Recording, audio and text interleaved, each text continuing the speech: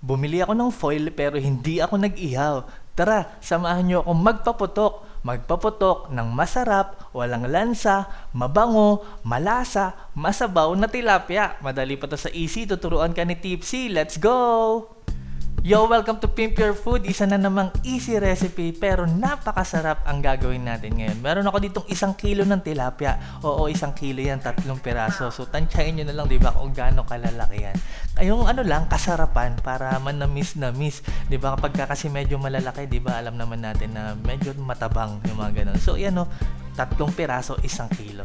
So, season ko lang yan ng asin. Pinagawa ko na rin yan. Pinatanggal ko na yung bituka, pinalinis ko na, pati yung kaliskis. Tapos, pinalagyan ko ng bulsa. 'Di ba? Ayan, kasi gagawin natin pinaputok. Alright, hindi ko na lang din napakita sa video, nalimutan ko. Pero nilagyan ko rin ng asin yung loob ng ating tilapia. So, importante yon. Alright, tapos ayan, meron ako ditong kamatis at sibuyas. Season ko lang yan ng asin, paminta, at ng vetchin. Alright, pwede kayong gumamit ng seasoning mix. Tapos haluin lang natin ng mabuti. Iyan ang gagamitin nating palaman sa ating pinaputok na tilapia. Kaya natin yung pinalagyan ng bulsa. Alright, assemble na natin. So, meron ako ditong foil. Yan, pahiran nyo lang yan ng mantika or kung pwede ring butter or margarine. Tapos nilagyan na natin yan ng slice ng luya, sibuyas at kamatis. Alright, tas ating tilapia, lalagyan na natin ng palaman yung ating mixture ng sibuyas at ng kamatis.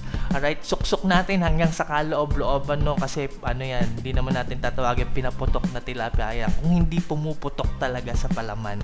Pakita nyo, ayan, butsyog na siya. O, butsyog din ba tawag sa inyo dun? Ayan, tapos lalagyan na ulit natin ng luya, sibuyas, kamatis. Hindi naman importante ganyan yung pagkakasunod-sunod, no? Wala naman yun. Basta mailagay nyo lahat. Tapos yan, naglagay na ako ng spring onions. Tapos yan, margarine. Tapos oyster sauce at liquid seasoning. Pwede kayong maglagay dito ng kinchay or ng tanglad. Kung bahala kayo kung ano sa tingin nyo magpapabango lalo at magpapasarap ng inyong pinaputok na tilapia. Ayan, ang susunod na step, importante ito, ipabalot na natin ito ng foil. Tapos siguraduhin lang natin na secured. No, nakita nyo, nakailang tiklop ako, nakailang tupi ako ng foil. Kasi kailangan talaga hindi makalabas yung steam nitong ating pinaputok na tilapia. Kasi yung steam ang magluluto dyan. At kapag nakakulong ang steam, nakakulong din ang flavor, nakakulong ang aroma, at talaga naman iyan ang magpapasarap at magpapabango sa ating pinaputok na tilapia. Alright, nakita nyo naman, secured na ang ating tilapia.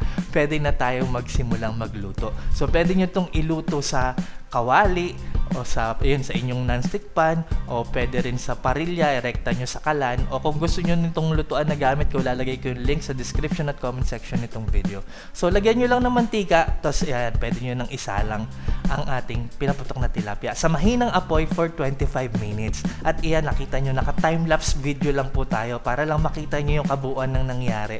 Ayan, timelapse po yan. Sa loob ng 25 minutes sa mahinang apoy, makita nyo yan, nakukulong na yung steam sa loob. Talagang gusto niyang kumawala pero di siya makawala. Iyan ang magluluto at magpapasarap sa ating tilapia. At syempre, para yung sabaw nasa loob lang din kasi panalo yung sabaw niyan. Alright, pagkatapos ng 25 minutes, ayan, pwede na nating paputukin ang ating tilapia. Nakita nyo naman, ayan, pag oras na lumabas ang steam niyan, napakabango ng inyong bahay. Naku po, napakasarap. And now, look at that. Naku, alam nyo ba, ang naging problema ko lang dito, nahirapan ako kainin kasi hindi ko na siya mahintay lumamig dahil napakabango. Gusto ko na agad kainin.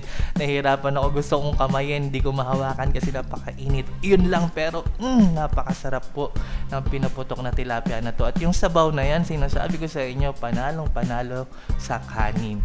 O, diba? Tas partner nyo na lang sa paborito nyong sausawan, no? Nakita nyo, pati sabaw, hinihigop, napakadali. Subukan nyo na to. Ayan, para sa marami pang recipes, huwag nyo kalimutan mag-subscribe sa aking YouTube channel, Tipsy Goes Random. Mag-follow kayo sa aking Facebook page, Pimp Your Food. Follow nyo ako sa TikTok at Kev_Andrade. Maraming salamat sa palagi niyong panonood, pagtangkilik, pagsupport at pagsubaybay. Ako po si Tipsy D.